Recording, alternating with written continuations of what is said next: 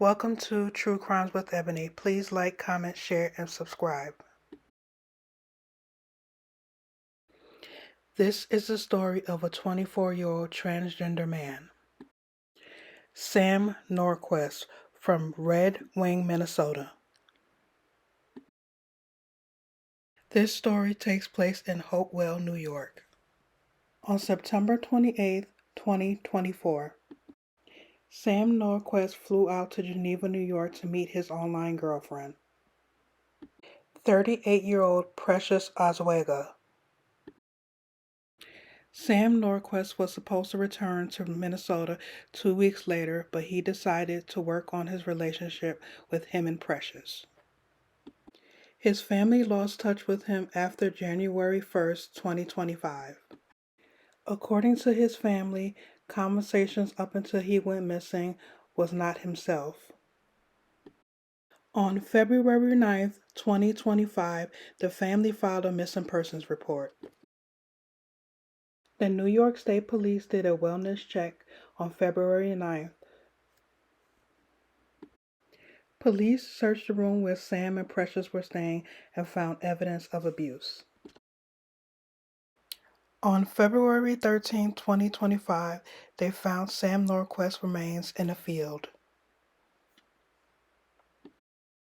On that same day, they arrested 5 suspects: Precious Oswega, 38, Jennifer Quijano, 30, Kyle Sage, 33, Patrick Goodwin, 30, and Emily Motika, 19.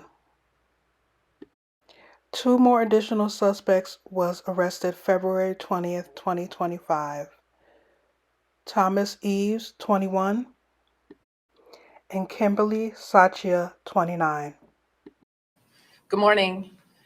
Today we filed an indictment charging the 7 defendants that were previously charged in this case: Precious Oswega, Jennifer Quijano, also known as Brooklyn, Kyle Sage, Patrick Goodwin, Emily Motika, Thomas Eves, and Kimberly Sosha, with a number of counts of an indictment that has been provided to you. The most important part of this indictment is count 1. Count 1 charges each and every one of these 7 defendants with murder in the first degree. This is New York's most significant and serious charge, and it carries with it the possibility of a sentence of life without parole. For those of you who are not familiar with New York State's criminal justice system, that is the highest level of offense and the most significant penalty under New York State law. Our state no longer has the death penalty. Prior to it being struck down, this would have been a death penalty eligible charge. Each of one of these people is charged with acting in concert with each other to bring about the death of Sam Nordquist. As you can see from the language in the indictment, Sam's death began on or about January 1st of 2025 until his actual death on February 2nd of 2025. It's a rare circumstance where we stand before you and charge this subdivision of murder in the first degree, where it alleges that somebody was tortured to death. It specifically requires that we prove that all 7 defendants tortured Sam Nordquist and that they did so because they enjoyed it. That's what murder in the first degree is. Count 2 charges murder in the second degree. It's a lesser count. It doesn't require intent. But we also have 2 counts of kidnapping in the first degree charged against each and every one of these defendants. Kidnapping in the first degree also carries with it the possibility of 25 years in prison in New York.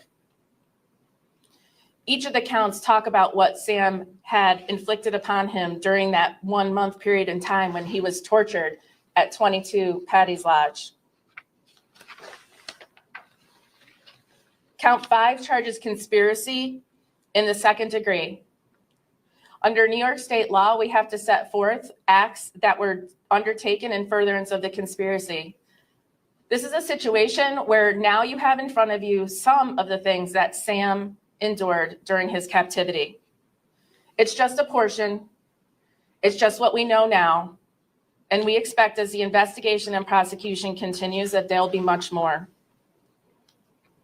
But as you can see from the indictment, Sam was confined. He was forced to kneel and stand against a wall. He was physically assaulted. He was sexually assaulted. He was prevented from using his phone. He was denied proper nutrition and hydration. He was fed feces. He was forced to drink urine and chew spit. They physically restrained him. They forced him to obey their commands, treating him like a dog. They covered his face with towels and shirts and fabric. They used duct tape, and they poured bleach on him. Count 6 charges a number of the defendants with aggravated sexual abuse in the first degree. Under New York State law, that requires that you sexually assault someone using a foreign object. And then we get to the coercion charges. There's 2 counts of coercion in the first degree charged against Precious Arzuaga. Precious Arzuaga is charged with coercion in the first degree for forcing a child who was 7 and another child who was 12 to engage in the conduct that's charged in this indictment.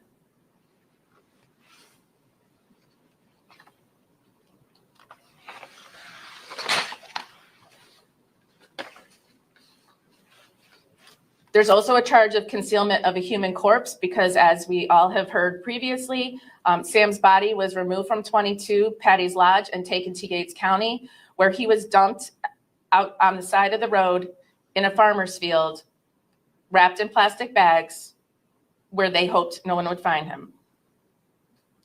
The last 2 counts 10 and 11, charge every person in this indictment with endangering the welfare of the child. Those would be for the 7-year-old and the 12-year-old. There have been a number of questions throughout the prosecution and investigation in this case as to whether or not this constitutes a hate crime. I'm here to tell you today that we charge the highest count that is available under New York State law. And this case is bigger than a hate crime. A hate crime would make this charge about Sam's gender or about Sam's race. And it's so much bigger. To limit us to a hate crime would be an injustice to Sam. Sam deserves to have this story told in its entirety. Sam was beaten, assaulted, sexually abused, starved, held captive, and we cannot make sense of that. We cannot put that on his gender, and we cannot put that on his race. And I know many will ask the question, why? Well, as I stand here today as a human being, we'll never know the answer why. Because what human being could do what happened to Sam? We'll never make sense of this case. But I will tell you, everyone standing in this room and every investigator, every child advocate, every member of the Department of Social Services, every member of law enforcement, work together to get to this point where we are moving forward for justice for Sam. The amazing job that we're all standing here with 7 defendants charged with murder in the first degree, barely over a month since Sam was reported missing, is quite frankly astounding. The family of Sam Nordquist, heartbroken and hurt. They can rot in hell. I'm to rot in hell and die. Kayla, Sam's sister, says he left for New York on September 28th, all in the name of love, after meeting his girlfriend, Precious Arzuaga, online. I had a bad feeling off the start that it wasn't going to end well if he came out here, and he wouldn't listen to me because he thought that he was in love with this woman, and he thought this woman loved him back. She kept telling him that he was loved and she would take care of him, and just sold him on a dream to get him to come out here. That dream turned into a nightmare for Sam and his family. Police charge Precious and these 4 suspects for torturing and killing Sam. Torture.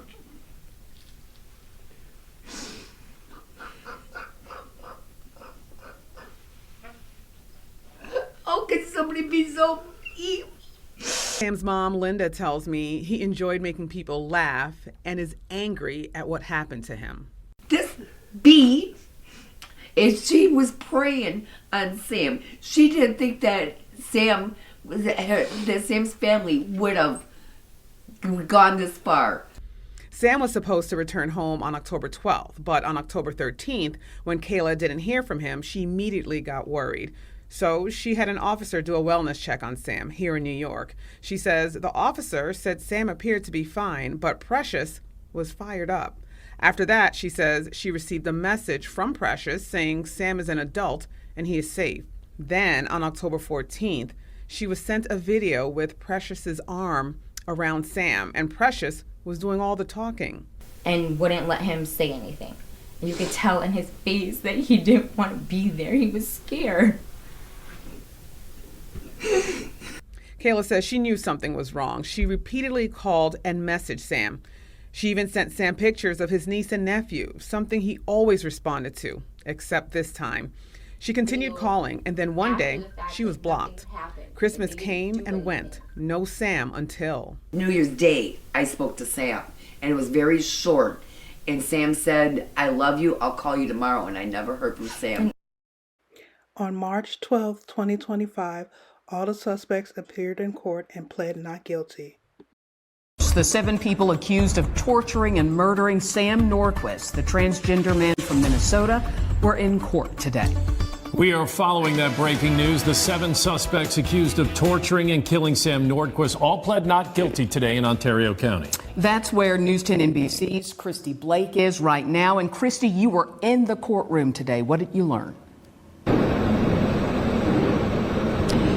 Yeah, and what happens next is all of the defendants are going back to jail. At this time, the defense is not asking for bail. We did also have a camera in the courtroom. Take a look at what it captured. Precious Arzuaga started crying as the judge read her charges, including first-degree murder. She was the only defendant in that bright orange jumpsuit. I saw defendant Thomas Eves blow a kiss to someone as he was leaving the courtroom.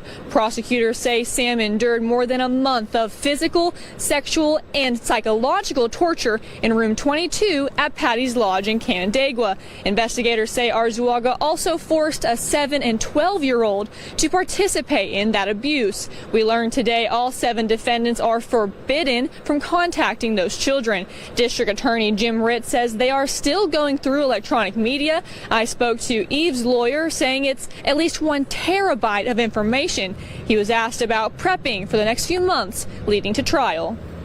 The indictment is only what the grand jury heard. They didn't hear anything else. We weren't offered the opportunity to testify. They never notified us of that. And, there's an old expression in the law that even a Supreme Court judge is quoted as saying that the district attorney's office could indict a ham sandwich if they wanted to. So now we have to figure out, what evidence they have that may implicate any of the clients, and particularly my client. So we're going to put them to the test. And if convicted of that worst charge being first-degree murder, they could face life in prison without parole. It's also up in the air right now whether this is going to be just one single trial or if there will be motions from the defense to sever into 7 single cases. That's still definitely something that we'll be learning in the long run. Reporting live from Ontario County Courthouse, Christy Blake, News 10. According to reports, 2 of the suspects, Patrick Goodwin and Kyle Sage, have extensive background of sexual assault to minors. Was allegedly murdering a transgender man from Minnesota in New York. Joe McCoy has the details. Morgan, we want to warn viewers that this case is disturbing. Today we learned that at least 2 of the suspects have a criminal history that includes sexual assault of minors and distribution of child pornography. This adding yet another layer to an already twisted and horrifying case.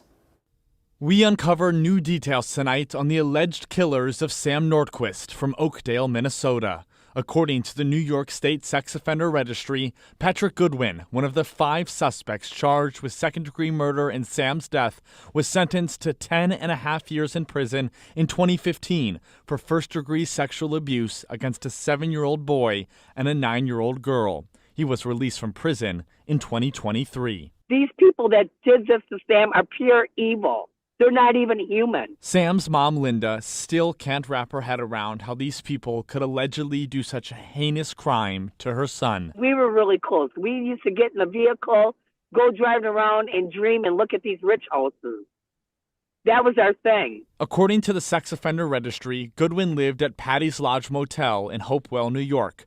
This is where, according to court documents, Sam was tortured and killed sometime between January 1st and February 2nd. I don't understand, and I never will, ever. I don't get it. And I'm so heartbroken. I'm numb. Another suspect, Kyle Sage, was sentenced to 2 to 4 years in prison in 2022 for fourth-degree grand larceny and first-degree distribution of pornography to a minor, according to the New York State Department of Corrections. He was released from prison in May of last year. Investigators have not commented yet on the relationship Sam had with the 5 suspects. According to Sam's mom, Sam had traveled to New York in September to meet his online girlfriend, Precious Arzuaga, who was one of the 5 suspects. He had a plane ticket to come back to Minnesota in October, but never returned home. All 5 of the suspects are in the Ontario County Jail in New York. We reached out to both the county's attorney and New York State Police about the charges and when the suspects will be in court next, but have not. This is truly, truly a tragedy. A man goes online to find love. He flies to a different state to meet her, and he is tortured by 7 people from December 2024 to February of 2025. And the fact that Precious Oswego had a 7 and a 12-year-old participate in his torture. They emotionally abused him, sexually abused him, made him eat urine, feces.